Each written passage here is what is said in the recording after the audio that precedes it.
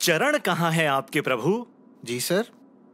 अरे मैंने पूछा आपके चरण कहाँ है पूजनीय? यहाँ है सर। मेरी कमर में फट्टे तक दर्द है, लेकिन फिर भी झुक के आपके चरण छू के ही मानूंगा। अरे क्या कर रहे हैं सर? मैं क्या कर रहा हूं? अरे सर आप क्या कर रहे हैं? मैंने क्या किया सर? अरे आप रायपुर छोड़कर पुणे जाने के लिए तैयार हो रहे हैं। हमारा ऑफर लेने के लिए आप रेडी हो रहे हैं। हाँ सर, मैंने सोचा कि अरे सोच तो मैं रहा हूं कि आप रायपुर छोड़कर पुणे चले गए तो इस शहर में मोहब्बत की जंग कौन लड़ेगा? इश्क के लिए सूली पे कौन चढ़ेगा? अरे भाई आखिर चौक किस मजनू के नाम से बनाया जाएगा? सर अब आप मेरी ले रहे हैं। अरे ले ही तो नहीं पाए ना sir.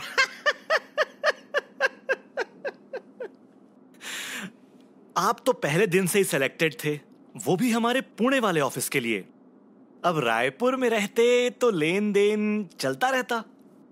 After all more Raipur मोर जिम्मेदारी, यू सी।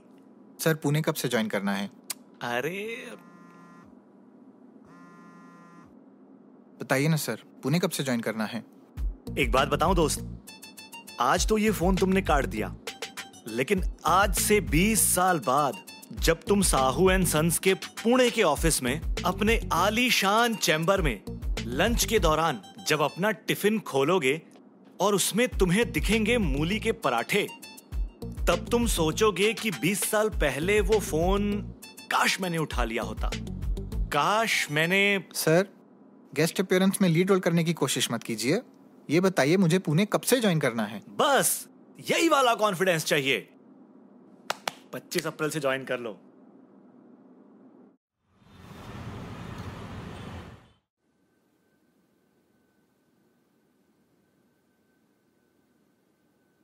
राजीव सर, वो पिक्सी दीदी ने बताया था कि जिनके पास पैसे नहीं होते उनका केस आप फ्री में लड़ते हैं। फ्री में लड़ता हूँ ये सुन के आए हो या वाकई में लड़ना चाहते हो? सच बताऊं तो सर, लड़ना तो नहीं चाहता हूं, पर बिना लड़े जीत भी तो नहीं सकता। दुर्गेश, क्या केस क्या है तुम्हारा? सर मैं खेमतरी क्षेत्र का रहने वाला हूं। मेरे पिताजी नहीं है और मेरी माँ गांव में अगरबत्ती बेचने का काम करती है, मतलब थी। हमारे पास कभी भी ज़्यादा पैसे नहीं रहे सर, पर माँ की जिद थी कि मैं आगे की पढ़ाई करूं, तो इसीलिए उसने मुझे बिलासपुर भेज दिया था। माँ गांव में अकेले रहती थी, किसी से भी ज़्यादा बात नहीं करती थी, चुपचाप अपना काम मगन होकर करती थी। पिछले साल हमारे गांव में डेंगू बुखार फैला था।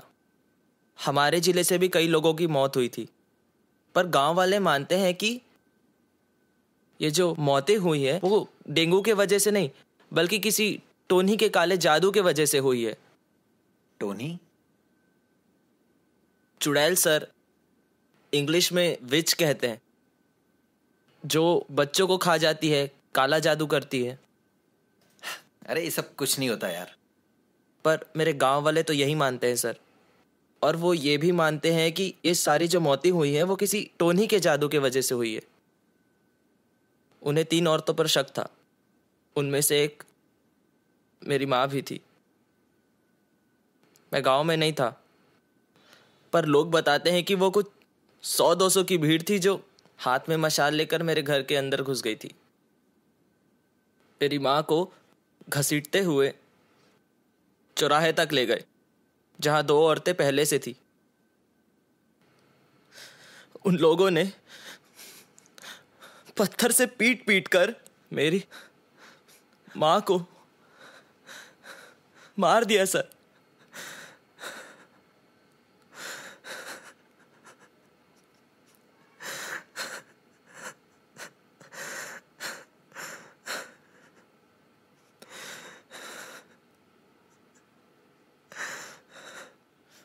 अब ऐसे लोगों से जीतना है तो लड़ना तो पड़ेगा ही ना सर, लड़ना तो पड़ेगा।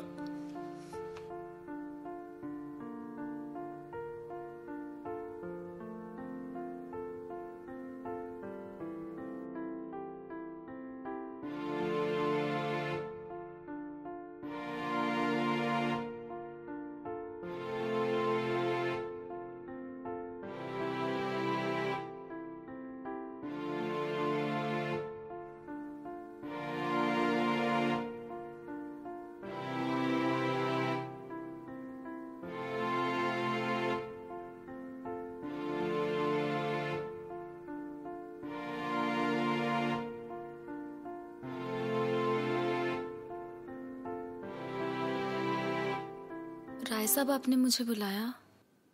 हाँ पिक्सी, बैठो।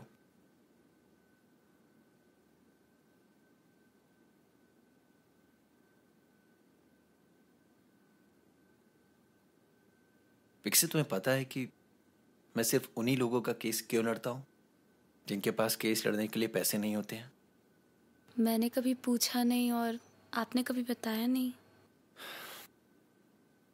मेरे पापा गुलशन राय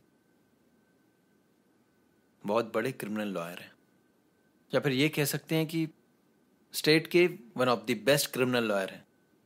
वो तो पता है सर। पर तुम ये नहीं जानती ना कि कितने बड़े बड़े क्रिमिनल्स को इतना बड़ा बड़ा क्राइम करने के बाद भी सजा नहीं मिल पाई, सिर्फ मेरे पापा की वजह से। लाखों रुपए की फीस लेकर न जाने कितनी ही बार उन्होंने अपना ईमान बेचा है। जब मैं स्कूल में था ना, तो मेरे दोस्त मुझको ताना देते थे,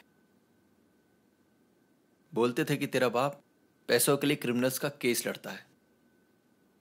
उनके तानों से मुझे बहुत दुख होता था, अपने बाप से घिन भी आती थी मुझे। तो मैंने बचपन में डिसाइड कर लिया था कि मैं बड़े होकर अपने बाप की तरह बिल्कुल भी नहीं बनूंगा। मैं उन गरीब लोगों का केस लड़ूंगा जिनके पास पैसे नहीं है, पर वो सही है, क्रिमिनल्स नहीं है। आपकी नीयत साफ है राय साहब।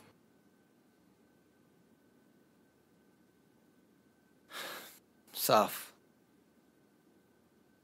मेरी नीयत तो कभी गरीबों का भला करने की थी ही नहीं। मेरी नीयत तो इतनी थी कि मैं अपने सर पर लगा हुआ धब्बा मिटाना चाहता था। वो धब्बा जो मेरे बाप की वजह से मेरे सर पर लगा था। सही कहता है भावुक कि मैं इस घटिया समाज के सामने हीरो बनना चाहता हूं। अपने बाप के पैसों से पल के, अपने बाप के पैसों से पढ़ के बाप से ही विद्रोह कर रहा हूं। मैं तो बगावत भी अपने कन्वीनियंस के हिसाब से कर रहा हूं। उस बेचारे भावुक के ऊपर भी हाथ उठाने के लिए दौड़ा था मैं, क्योंकि किसी के लिए नहीं, मुझे खुद के लिए कुछ करना था। गरीबों का, लाचारों का भला करने चाहते थे राय साहब। पर जब सही में गरीबी और लाचारी देखी तो फटके हाथ में आ गई। उस बच्चे की मां को मार मार के मार डाला उन लोगों ने।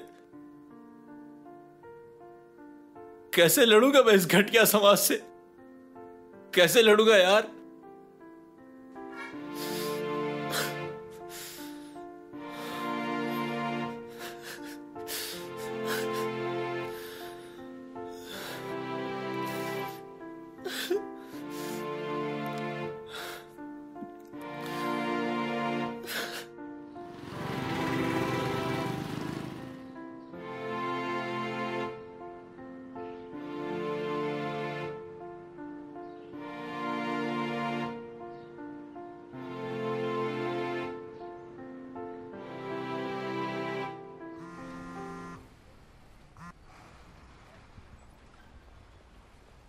क्या यार भांचा, मोहब्बत के मैदान में तेरे साथ मरते दम तक खड़े रहने को तैयार था मैं, पर अब तू ही जंग छोड़कर भाग रहा है तो मैं क्या करूं?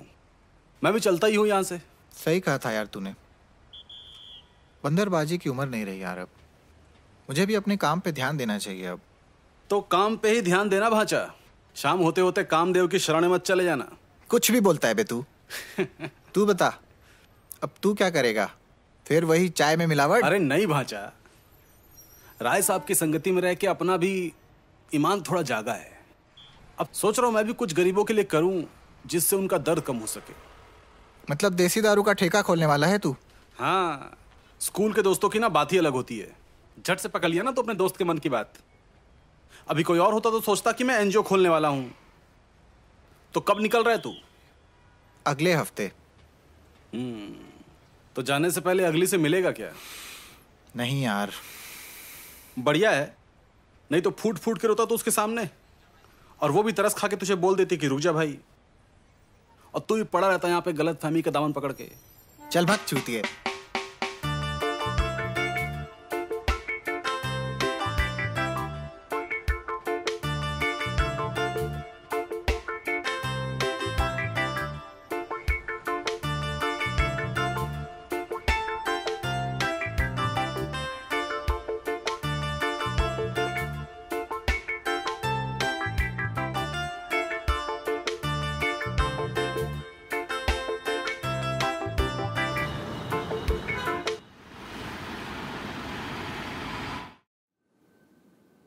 दो तीन दिन में मुझे दुर्गेश के गांव जाना पड़ेगा।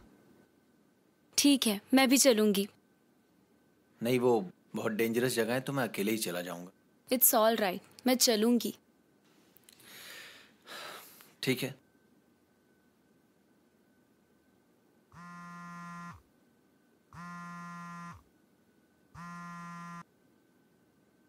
हाँ माँ। अरे कब? अच्छा ठीक है। हाँ ठीक है, मिल लूंगा मैं। अच्छा। माँ भी ना यार। क्या हुआ राय साहब, क्या कहा मम्मी जी ने? कुछ नहीं, अब उनको भी लाइफ में थ्रिल चाहिए ना यार। आंटी लोगों को बोलकर लड़कियों की फोटो मंगवाती रहती हैं। बहू ढूंढ रही है अपने लिए। रायपुर में कहीं रिश्ता देखा उन्होंने, बोल रही थी जाकर मिल लेना। यार मुझे बिल्कुल भी अच्छा नहीं लगता ये सब, पर ठीक है मिल लेंगे। अच्छा नहीं लगता तो क्यों मिल रहे हो? कुछ कहा क्या तुमने? नहीं। अच्छा।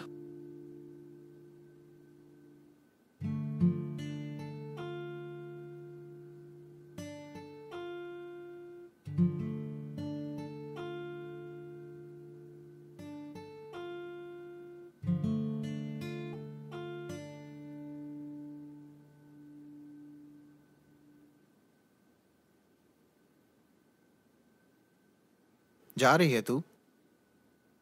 नहीं मतलब अब ठीक ही है यार। राय साहब भी लड़की वड़की देखने जा रहे हैं तो मतलब अब क्लियर ही है।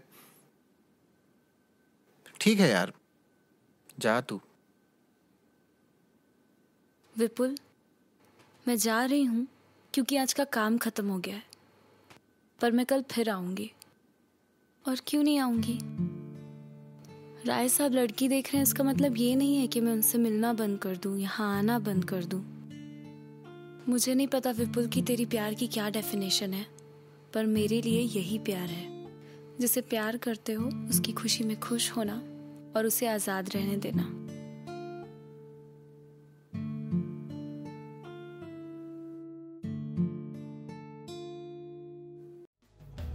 ठहरा सांस माहूं, बादल नहीं हूँ मैं, अश्कों से धुल गया जो काजल नहीं हूँ मैं।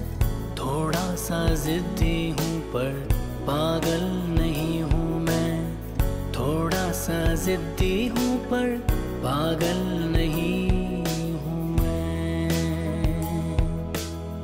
पागल नहीं हूँ जो तुमको ऐसे सताऊंगा, दूरी का रिश्ता भी जरूरी है निभाऊंगा। कुछ देर के लिए तुमको अकेला छोड़ दूं, फिर शाम ढलते ढलते मैं लौट आऊंगा। कुछ देर के लिए तुमको अकेला छोड़ दूं, फिर शाम ढलते ढलते मैं लौट आऊंगा।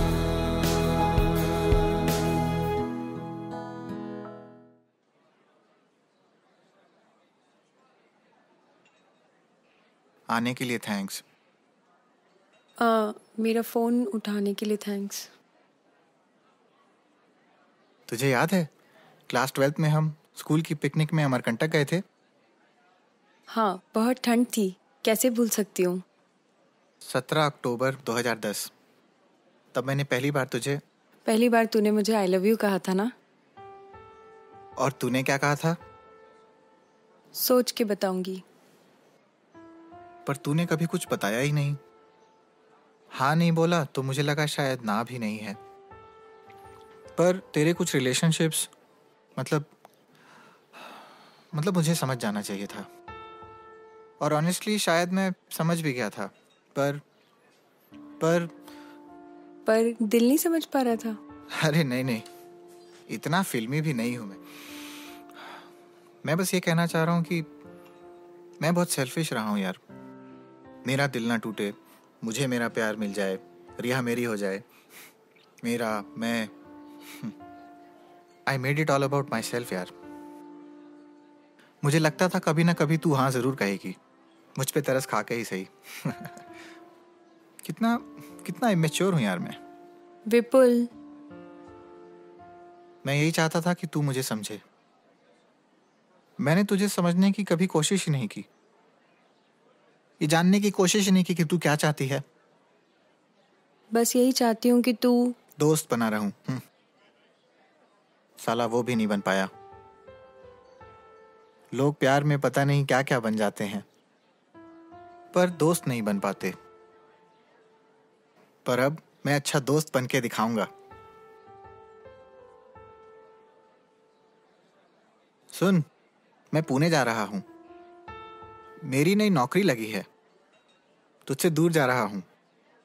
तुझे मिल के तुझे पटाने की कोशिश नहीं करूंगा और तुझे अब डिस्टर्ब भी नहीं करूंगा। मुझसे भाग के जा रहा है? बस जा रहा हूं।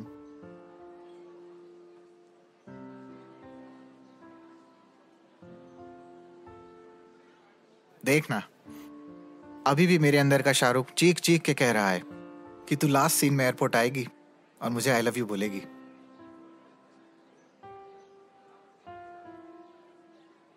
मैं ये तो नहीं कहती कि तू मेरे कहने पे रुक जा, पर इतना जरूर पता है कि मैं जब बुलाऊंगी तो तू आएगा जरूर।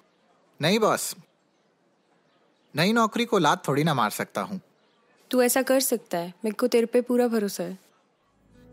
हाँ, तुमसे दूर इतना पहली दफा हूँ मैं, पर ये समझ न लेना तुमसे खफा हूँ मैं।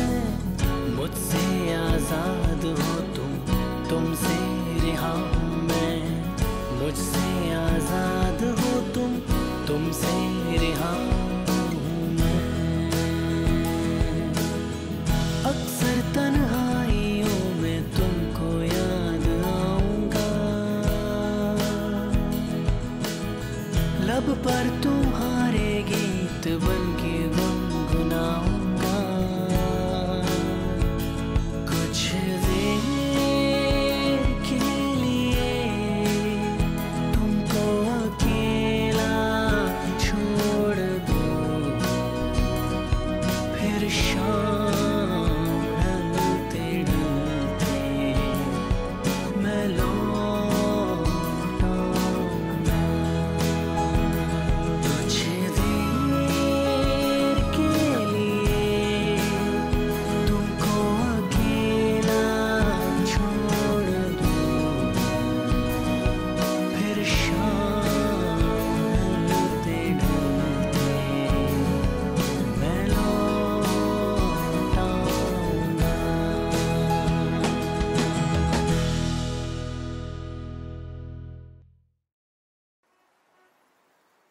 तुझे क्या लगता है कि तेरे पुणे जाने के बाद रिया तेरे लिए गाना गाएगी कि तुझसे दूर रहकर मैंने जाना प्यार क्या है, या फिर तेरे दूर जाने के बाद उसके दिल में तेरे लिए प्यार की लौ जल उठेगी? ऐसा नहीं है राय साहब कि उसको रियलाइज कराने के लिए पुणे जा रहा हूँ। मुझे और पहले चले जाना चाहिए था। ये मेरे करियर के लिए अच्छा है और रिया के लिए भी अच्छा है। मतलब मैं समझ गया हूँ कि मैं रिया का एक अच्छा दोस्त हूँ, बस। और उसका अच्छा दोस्त बने रहने के लिए ज़रूरी है कि मैं उसके शहर से चला जाऊँ, क्योंकि अगर मैं यहीं रहा तो उसको पाने की नाकाम कोशिशें करता रहूंगा, उसके पीछे पड़ा रहूंगा, खुद को रोक नहीं पाऊंगा। ये उसको अच्छा नहीं लगेगा। तो बेहतर है कि मैं यहाँ से चला जाऊं। मतलब तू उससे दूर जाकर उसे भूल जाएगा? शायद, पता नहीं। नहीं मतलब भूलना ही क्यों है भैया? क्यों भूलूंगा उसको? वो कोई भयानक सपना थोड़ी ना है। वो तो मेरी लाइफ का एक खूबसूरत पार्ट है। वो मुझे प्यार नहीं करती तो क्या हुआ? वो मुझे जानती है, मुझे अपना दोस्त मानती है, बस इतने में ही मैं खुश हूं। क्यों बे जुझारू, तू रिया को पाना नहीं चाहता? अब किसी के चाहने से कोई किसी को चाहने लगे, ऐसा थोड़ी ना होता है राय साहब। उसकी खुशी में ही मैं खुश हूं। कैसे हो गया रे? कैसे हो गया? तेरे जैसे पगले आशिक के दिल में फकीरी कहां से आ गई? किसी के नेक विचारों को सुन के ये विचार मेरे मन में आए हैं। किसके नेक विचार सुनने के बाद तेरा दिल सुलझ गया रे ईयरफोन? ये नेक विचार जिसके हैं असल में राजीव भैया, उसके दिल में आपके लिए कुछ ज्यादा ही नेक विचार हैं। किसकी बात कर रहा है तू?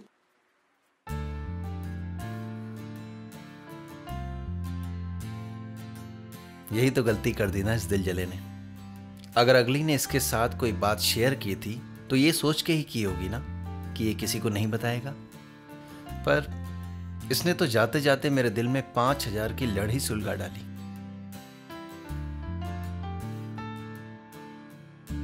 फक साला, इसको पिक्सी की फीलिंग्स के बारे में मुझे नहीं बताना चाहिए था। नहीं मतलब डाउट तो था मुझे, पर उस कटिपतों को ये डाउट क्लियर नहीं करना चाहिए था ना। अब आप ही बताइए मैं क्या करूं? हाँ,